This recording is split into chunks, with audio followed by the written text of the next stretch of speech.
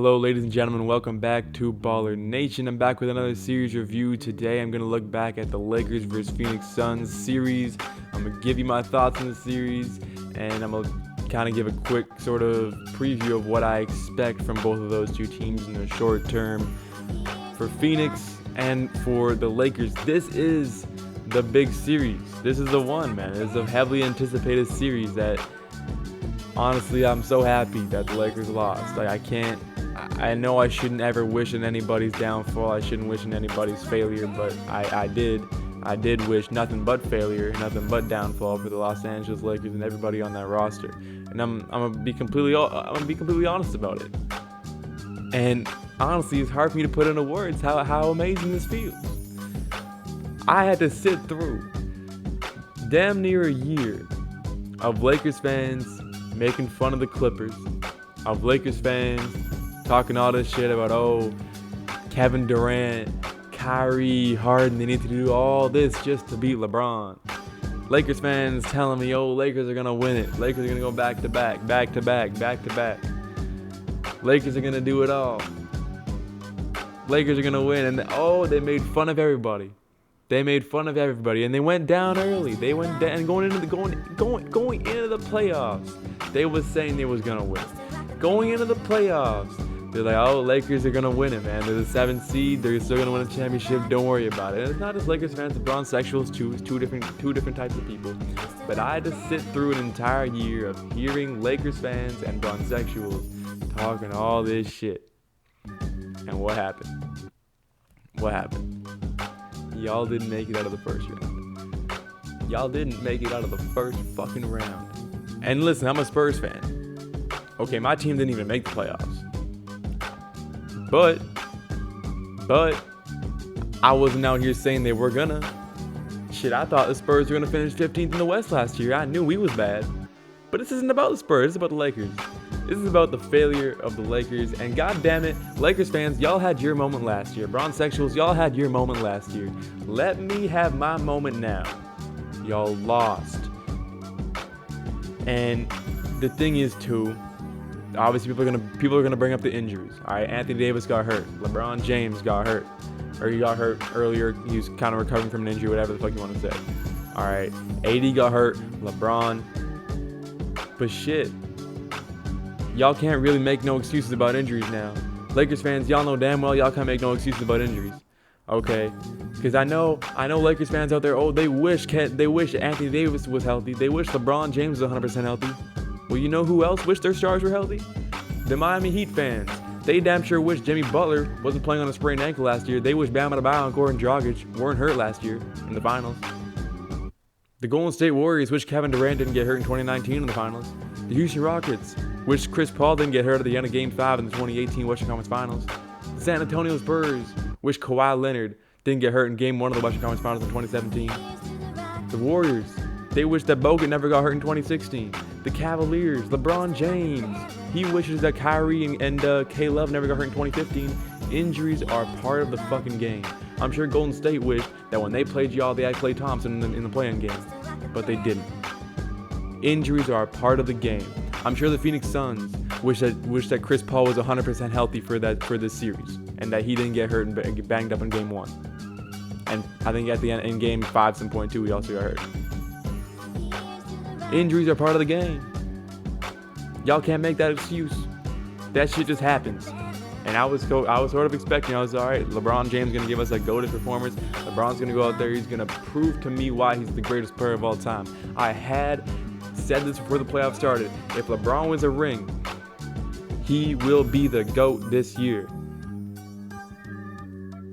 And I predicted him to make it to the Western Conference Finals. I predicted him to go to the NBA Finals. I predicted the Lakers in the NBA Finals. I thought LeBron James is going to carry his team through this. I said LeBron can beat the Suns in 6 games. I said LeBron can take down the Nuggets. He can take down the Clippers. He can take them all down. He can take the Nuggets in 6 games.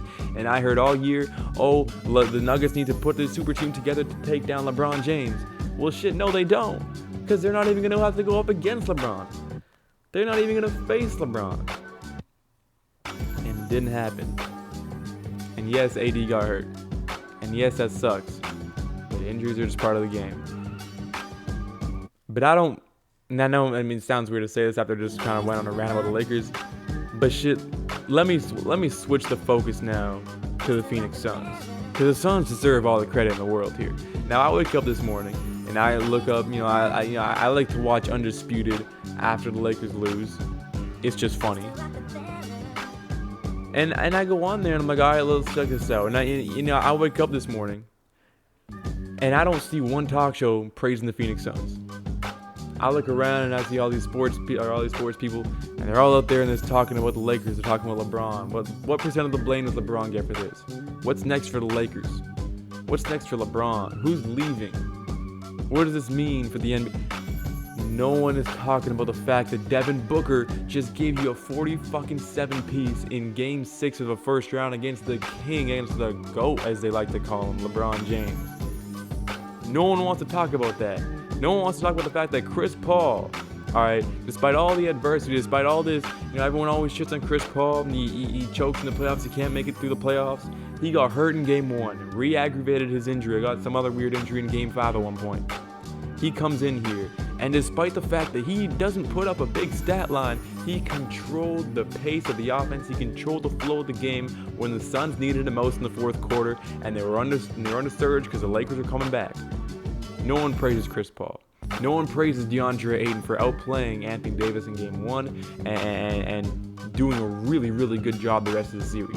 No one wants to talk about Jay Crowder. No one talks about Johnson. Keldon Johnson was terrific, or what's his name? I don't even fucking know his name. What's his first name? Cam Johnson, whatever. Johnson. That guy was terrific. Bridges as well. Amazing job. No one brings him up. No one talks about Monty Williams. No one praises them. I turn on all the talk shows this morning and it's all about the Lakers, all about the Lakers, all about the Lakers. What about the Phoenix Suns? Because shit, I'm going to be honest with you. I predicted the Lakers to win the series. I said the Lakers are going to win this shit in 6 games. And the reality of the situation is I was dead wrong because I did not know that Devin Booker was this good at basketball. I'm going to be honest with you. I did not know Booker was this good at basketball. I thought Devin Booker I thought he was a nice player. A top 30 player knocking on the top 20. He's a nice player. But this, bro. But 47 points. But 8 of 10 from downtown. 6 of 6 in the first quarter. In a closeout game against the King. Against the defending champions. I did not know Booker was that good. I just didn't know he was that good. And that's the thing with the Lakers too, bro. Lakers, y'all won a championship last year, and y'all only got better. Your roster got better. LeBron got every player he wanted. Wesley Matthews, Montrezl Harrell. You took Harrell from the Clippers, bro. Y'all got everybody y'all needed. Y'all picked up Andre Drummond at the end of the year. Y'all got Marc Gasol from the Raptors. You guys added to a championship caliber team, a championship winning team, brought in a bunch of new pieces, stacked that shit up, and come playoff time, your whole team was there. Though everybody was there. It was time for the Lakers, the 7th seed. They got hurt in the middle of the year. They came back. Come playoff time, here we go, baby. Let's make this run. The best defensive team in basketball.